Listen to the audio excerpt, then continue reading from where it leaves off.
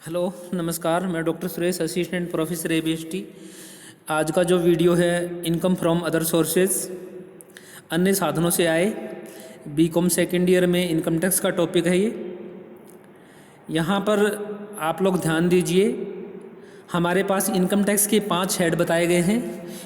5 head इस प्रकार हैं, ऊपर रेड पेन से इंडिकेट भी किया हुआ है। Income from salary, income from house property, income from business and profession, income from capital gain, अर्थात income from other sources last 5 number का टॉपिक।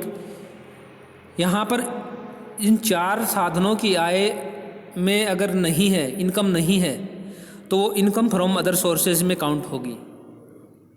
अर्थात ऐसी कोई आय जो इन ऊपर बताए गए इन 4 इनकम फ्रॉम सोर्सेज में नहीं है, तो वो इनकम फ्रॉम अदर सोर्सेज में टैक्सेबल होगी।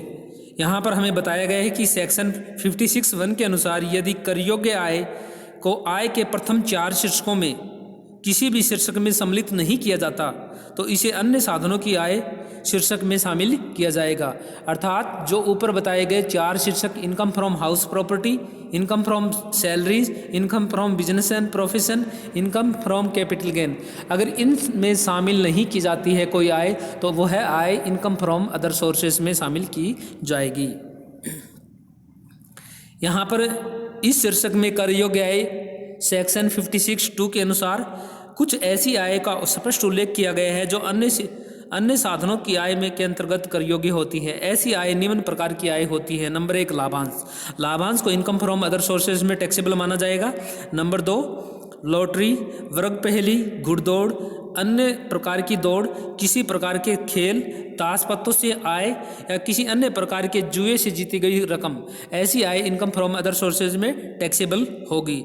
करदाता द्वारा अपने कर्मचारियों को प्रोविडेंट फंड या कर्मचारी राज्य बीमा अधिनियम 1948 के तहत कोई PF या अन्य कोई प्रकार की आय जो income from business and profession में टैक्सेबल नहीं है, तो वह ऐसी आय इनकम फ्रॉम अदर सोर्सेज में टैक्सेबल होगी। प्रतिभूतियों से प्राप्त ब्याज अगर income from business and profession में टैक्सेबल नहीं है, तो ऐसी आय इनकम फ्रॉम अदर सोर्सेज में टैक्सेबल होगी। नेक्स्ट, करदाता के पास अपनी मशीन, प्लांट, फर्नीचर को किराए पर उठाने से होने वाली आय, ऐसी आय income from business and profession में कर योग्य नहीं है, तो ऐसी आय इनकम फ्रॉम अदर सोर्सेज में कर योग्य होगी। यदि कोई करदाता के पास मशीन, प्लांट, फर्नीचर है या इमारत है, तो ऐसी इमारत को किराए पर देने से कोई आय होती है, तो ऐसी आय income from business and profession में टैक्सेबल नहीं है, तो ऐसी आय इनकम फ्रॉम अदर सोर्सेज में टैक्सेबल होगी। प्रमुख व्यक्तियों की बीमा पॉलिसी के संबंध में बोनस राशि या वेतन अगर income from business and profession में टैक्सेबल नहीं है, तो ऐसी आय इनकम फ्रॉम अदर सोर्सेज में टैक्सेबल होगी। 1 अप्रैल 2017 या इसके बाद या किसी व्यक्तियों को मिलने वाली कोई रकम, अचल संपत्ति या चल संपत्ति, कुछ दशाओं में छोड़कर इस हेड में टैक्सेबल होगी। नेक्स्ट, क्षतिपूर्ति या क्षतिपूर्ति से बढ़ी हुई राशि या उस पर कोई ब्याज इनकम फ्रॉम अदर सोर्सेज में टैक्सेबल होगी। पूंजी संपत्ति के हस्तांतरण या एडवांस मनी 1 अप्रैल 2014 को या इसके बाद में जब्त कर ली गई है, तो income from business and profession में टैक्सेबल नहीं है, तो इनकम फ्रॉम अदर सोर्सेज में टैक्सेबल होगी। इस शीर्षक में कुछ कर योग्य आय इस प्रकार हैं। नंबर 1, प्रतिभूतियों के ब्याज के अलावा अन्य ब्याज। प्रतिभूतियों के ब्याज के अलावा अन्य ब्याज जैसे बैंक के विभिन्न खातों से ब्याज, पोस्ट ऑफिस की जमाओं पर ब्याज, किसी निगम कंपनी की फर्म से ब्याज, वित्तीय संस्थाओं का ब्याज, सहकारी समितियों का ब्याज, विदेशी संस्थाओं से ब्याज, विदेशी प्रतिभूतियों से ब्याज, अप्रमाणित भविष्य निधि से प्राप्त होने वाले कर्मचारियों के हिस्से का ब्याज, राष्ट्रीय बचत योजना 1992 के अंतर्गत उपार्जित ब्याज, राष्ट्रीय बचत पत्र 8वां निर्गमन पर उपार्जित ब्याज, किसी भी व्यक्ति को दिए गए ऋण पर ब्याज, अन्य कर वापसी के विलंब पर ब्याज या अन्य कोई ब्याज ग्राहकों के ब्याज को छोड़कर ऐसा सभी प्रकार का ब्याज इनकम फ्रॉम अदर सोर्सेज में टैक्सेबल होगा। नियोक्ता के अलावा अन्य व्यक्तियों का कमीशन, अगर नियोक्ता के अलावा किसी अन्य व्यक्तियों का कमीशन प्राप्त होता है तो इनकम फ्रॉम अदर सोर्सेज में टैक्सेबल होगा। नंबर 1, अंशों या ऋण पत्रों को बेचने पर कमीशन, बीमा एजेंट का कमीशन, संचालकों की फीस या कमीशन, पोस्ट ऑफिस में अल्प बचत अभिकर्ता का कमीशन, यूटीआई के अभिकर्ता का कमीशन, लॉटरी टिकट बेचने के अभिकर्ता का कमीशन या अन्य कोई कमीशन, अन्य कोई भी कमीशन है वो इनकम फ्रॉम अदर सोर्सेज में टैक्सेबल होगा। नोट यहाँ पर ऐसा कोई कमीशन व्यापार व पेशे income from other source, income from business and profession में कर योग्य नहीं होना चाहिए। यहाँ पर ध्यान दें कि कोई भी ब्याज, कोई भी commission income from business and profession में कर योग्य है तो वह यहाँ पर कर योग्य नहीं होगा। नेक्स्ट, शारीरिक व मानसिक कार्यों से आए, परीक्षा के दौरान परीक्षण कार्य से आए, उत्तर पुस्तिकाओं को जांचने से आए, विश्वविद्यालय बोर्ड की परीक्षाओं से संबंधित कोई कार्य, अखबार पत्र पत्रिकाओं को लेख भेजने से कोई आय, पुस्तक लेखन या रॉयल्टी से संबंधित कोई आय। यहाँ पर पुस्तक लेखन या रॉयल्टी से संबंधित आय में income from business and profession से संबंधित नहीं होनी चाहिए। अगर income from business and profession से संबंधित है तो यहाँ पर कर योग्य नहीं होगी। आकाशवाणी, दूरदर्शन आदि के वार्ता से होने वाली आय, ट्यूशन पढ़ाने से होने वाली आय। नेक्स्ट, जमीन से आय, ऐसी किसी भूमि जो किसी मकान से नहीं लगी हुई हो, ऐसी किसी भूमि जो किसी मकान से नहीं लगी हुई हो। निम्न उद्देश्यों को किराए पर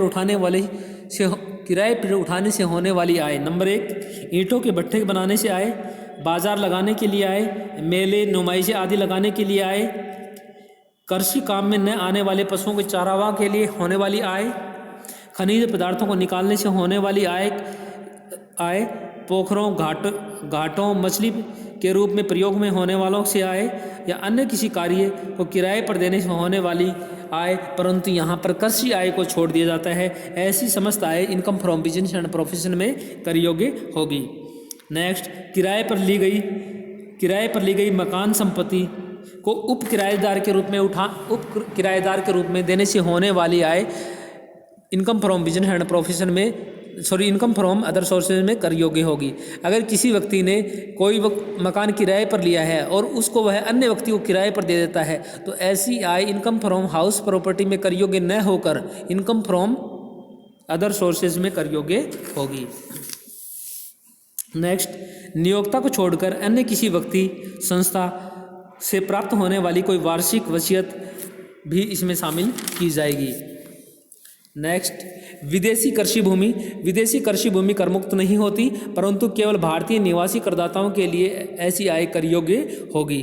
पारिवारिक पेंशन से होने वाली आय, अगर किसी व्यक्ति को परिवार के किसी व्यक्ति का निधन होने पर उसके जीवन साथी, बच्चों अथवा उसके वृद्ध माता पिता को मिलने वाली पारिवारिक pension income from other sources में कर योग्य होगी।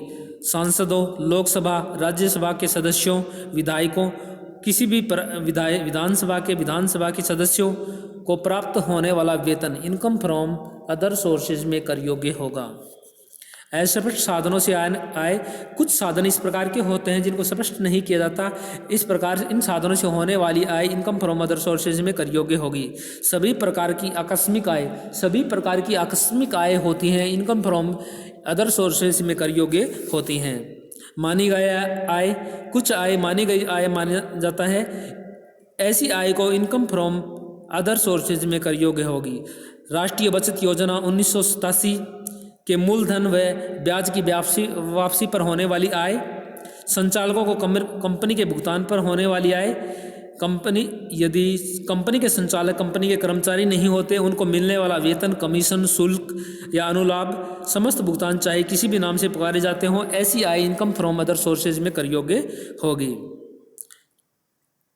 पूंजी से जुड़ी हुई बचत योजना के अंतर्गत जमा की गई वापसी के रूप में प्राप्त होने वाली 80CC की कटौती जमा वर्ष में कर ली गई हो, ऐसी आय इनकम फ्रॉम अदर सोर्सेज में कर योग्य होगी।